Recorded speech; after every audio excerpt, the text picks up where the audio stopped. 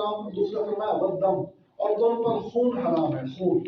خون اس سے مراد وہ خون ہے جو بہنے والا خون ہے. دمم مسفور دوسرے مقام پر فرمایا. اور جو خون جمع ہوا ہے وہ حلال ہے، جیسے گردہ ہو گیا، گردہ بھی کہتے ہیں خون ہے.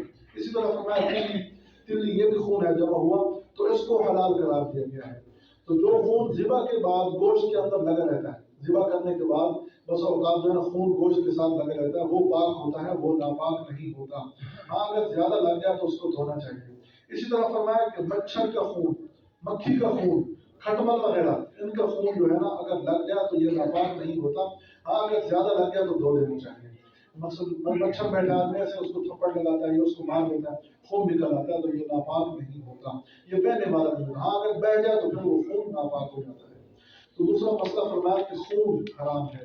اور تیسرا فرمایا ولحم الخنزیر، خنزیر کا گوشت. خنزیر کا گوشت اس لیے ذکر فرمایا کہ باقی جو مردار جانور ہے نا، مردار جانور ان کو بندہ ذبح کرتے نا، مردہ جانور مثلا کوئی آدمی کتے کو پکڑ کے ذبح کر دیتا ہے، تو ذبح کرنے کے بعد اس کا گوشت پاک ہو جاتا ہے. یہ بات ذہن میں رکھنا کہ پاک ہونا الگ ہے، حلال ہونا الگ ہے، یہ الگ مسئلہ ہے. کئی چیزیں ایسی ہیں جو پاک ہیں لیکن حلال نہیں ہیں، جیسے مٹی ہے، مٹی پاک ہے لیکن حلال نہیں ہے، کوئی اس کو کھاتا نہیں ہے. پاک ہونا الگ بات ہے اور حلال ہونا الگ بات ہے. اب کوئی مردہ عام جانور کو ذبح کر دے، کتے کو پکڑ کر ذبح کر دے، تو اس کا گوشت پاک ہو جائے گا. تو پاک ہونے کا یہ مطلب نہیں ہے کہ حلال بھی ہو گیا، حلال ہونا الگ ہے. لیکن خنزیر ایک ایسا جانور ہے کہ اس کو کوئی آدمی شرعی طریقے سے ذبح بھی کر دے تو یہ نجس العین ہے، یہ ناپاک ہی رہے گا، یہ پاک نہیں ہوگا. اس کے عضو سے بالکل فائدہ اٹھانا جائز نہیں ہے. باقی جو مردار جانور ہیں ان کے اعضاء سے اگر ذبح کر کے انسان ان کی ہڈی لے لیتا ہے، ان کی کھال لیتا ہے، ان کی کوئی چیز لیتا ہے تو اس سے فائدہ اٹھایا جا سکتا ہے. لیکن خنزیر اس سے بالکل فائدہ اٹھانا جائز نہیں ہے، اس کی بالکل ممانعت ہے. ہاں بعض روایات کے اندر یہ ہوتا ہے کہ اس کے بال جو ہے نا وہ استعمال کیے گئے، بال اس کے بعد جو ہے نا وہ کھالوں کو سینے میں کے لیے استعمال کیے جاتے ہیں، بعض اس کی گنجائش نہیں ہے، لیکن اس کے بالکل عضو سے فائدہ اٹھانا جائز نہیں. اس لیے فرمایا ولحم الخنزیر، خنزیر کا گوشت، یہ خنزیر اپنے تمام اعضاء سمیت وہ حرام ہے، اس سے بالکل نفع اٹھانا جائز نہیں ہے.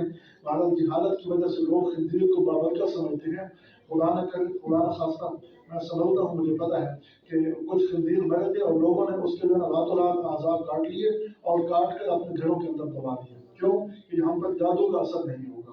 جو چیز خود نجس العین ہے، خود اتنی ناپاک اور گندی ہے، وہ کیسے جو ہے نا وہ جادو ہوتا بھی ناپاک اور گندی چیز سے، اور خود گندی چیز گھر میں آ کر رکھ دی اور پھر لوگ اس کو سمجھتے ہیں کہ اس سے ہمارے دلوں میں نحوست نہیں ہوگی.